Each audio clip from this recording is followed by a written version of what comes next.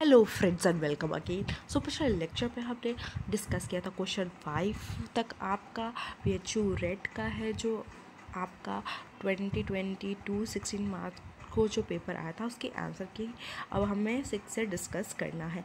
तो अगर आपको रिसर्च परस्यू करना है, in order to pursue research क्या चीज़ आपको प्रायोरली रिक्वायर्ड होती है? शोध को आगे बढ़ाने के लिए निम्नलिखित में से किसकी पहले आवश्यकता होती है?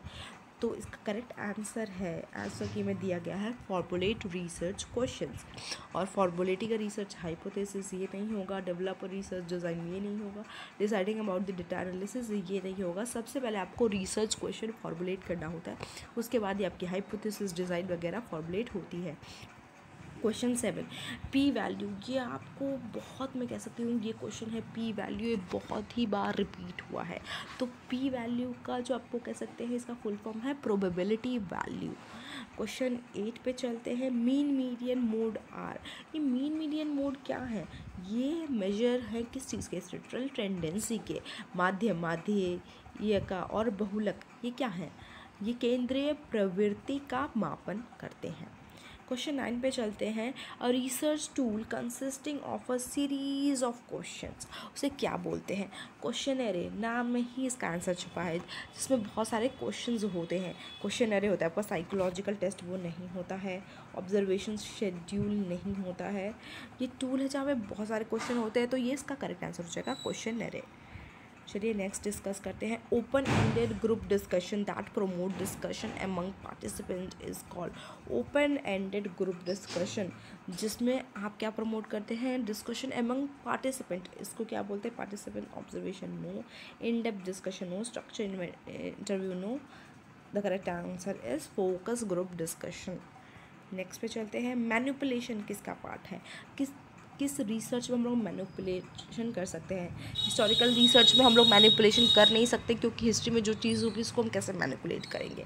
डिस्क्रिप्टिव रिसर्च में हम लोग डिस्क्राइब करते हैं। फंडामेंटल रिसर्च में हम लोग बेसिक रिसर्च जिसको आप कहते हैं। एक्सपेरिमेंटल रिसर्च में हम कहीं ना कहीं मैनिपुलेट करके देखते हैं वेरिएबल्स को। और किस वेरिएबल को हम लोग मैनिपुलेट करते हैं? इंडिपेंडेंट वेरिएबल को मैनिपुलेट करते हैं, उसका इफेक्ट हम लोग डिपेंडेंट वेरिएबल पे देखते हैं। क्वेश्चन 12 पे चलते हैं, which of the following is a basis of the quality of research journal. तो क्या होती है basis quality of research journal नापने की? तो वो होता है आपका इम्पैक्ट फैक्टर, यहाँ पे होता है। वाई, उसके बाद क्वेश्चन 13 है, why reviewing the existing literature is needed. अगर आप रिसर्च करने जा रहे हैं तो एग्जिस्टिंग जो पहले से पढ़ी लिटरेचर है उनको क्यों आपको रिव्यू करना ज़रूरी है? क्योंकि हम फाइंड आउट कर सके कि उस एरिया ऑफ इंटरेस्ट में पहले से क्या क्या चीज़ें हमें नोन है। क्वेश्चन 14 पे चलते हैं, which of the following technique are use to control extraneous variable in research. किस चीज़ को हम यूज़ करते हैं जिससे हम एक्सट्रेनियस वेरिएबल को कंट्रोल कर सकें? तो इसका करेक्ट आंसर होगा रैंडमाइजेशन के थ्रू हम क्या कर सकते हैं? जो एक्सट्रेनियस वेरिएबल है उनको हम लोग कंट्रोल करने की कोशिश करते हैं। फिर है क्वेश्चन 15 की करेक्ट डेफिनेशन क्या है एच इंडेक्स की? तो एच इंडेक्स क्या बोलता है? Larger number h such that h publication have at least h citation. चलिए नेक्स्ट क्वेश्चन पे चलते हैं। क्वेश्चन नंबर 16 है, an independent variable is defined as. Independent variable को हम लोग क्या बोल सकते हैं? तो इंडिपेंडेंट वेरिएबल को हम लोग चेंज वेरिएबल भी बोलते हैं, क्योंकि हम कहीं ना कहीं उसमें चेंजेस करने की कोशिश करते हैं और उसका इफेक्ट डिपेंडेंट वेरिएबल पे देखते हैं। क्वेश्चन नंबर 17 है, a reasoning where we start with a certain particular statement and conclude with a universal statement. Particular से हम लोग किसकी तरफ जाते हैं? यूनिवर्सल की तरफ जाते हैं। तो ये हमारा इंडक्टिव रीजनिंग का पार्ट है। और इसका उल्टा यूनिवर्सल से पर्टिकुलर की तरफ आते हैं तो ये क्या हो जाएगा? ये आपका डिडक्टिव रीजनिंग का पार्ट हो जाएगा।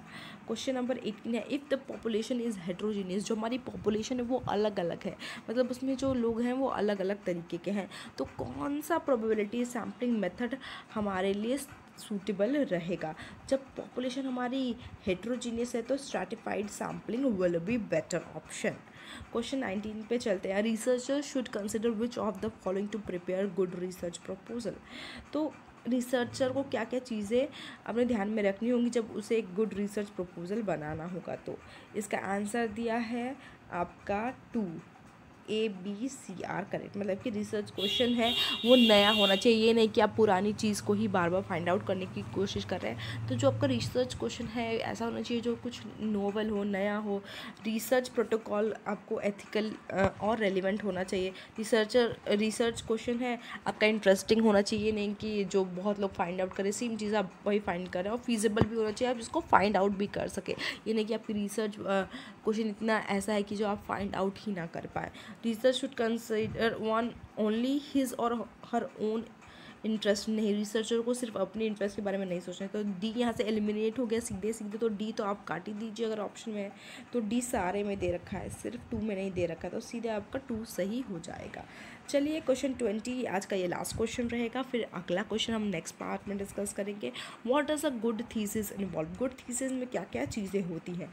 तो गुड थीसिस में कहीं ना कहीं आप ग्रामेटिकल एरर को कम करने की कोशिश करते हैं, करेक्ट रेफरेंस साइटेशन होता है, consistency in the way of thesis writing, और ऑल ऑफ द अबव। इसका डी अगर आप चूज़ करेंगे तो भी ये तीनों उसमें आ जाएंगे, और ABC चूज़ करेंगे भी तो तीनों आ जाएंगे। तो यहाँ पे देखिए स्टूडेंट को पूरी तरह कंफ्यूज करने की कोशिश की गई है, लेकिन यहाँ पे आपको क्या चूज़ करना है। देखिए यहाँ पे इन लोगों ने कंफ्यूज तो किया लेकिन सही भी दे दिया है कि जिसने 1 स्टूडेंट चूज़ किया है वो भी बच्चा सही है, जिसने 3rd चूज़ किया है वो भी बच्चा यहाँ पे सही है। तो ऑल ऑफ द अबव को भी ले लिया है और ABC को भी ले लिया है। तो चलिए यहाँ पे इन्होंने ये एक चीज़ अच्छी की है। Hope you like the video. Till then bye bye, have a nice day ahead.